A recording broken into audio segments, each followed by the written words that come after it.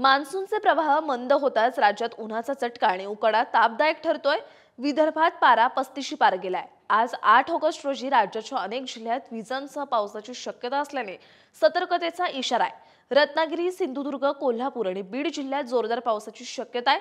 उर्वरित राज्यात आकाश ढगाळ राहून विजांसह हलक्या सरींचा अंदाज हवामान विभागाने वर्तवलाय।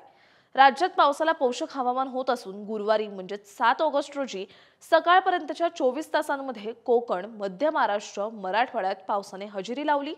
मराठवाड्यात पावसाचा जोर अधिक होता। धाराशिव येथे सर्वाधिक 70 मिलीमीटर पावसाची नोंद झाली।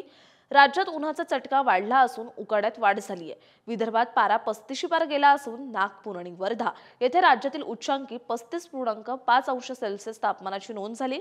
अकोला आणि अमरावती येथे पारा 35 अंशाच्या पुढे होता।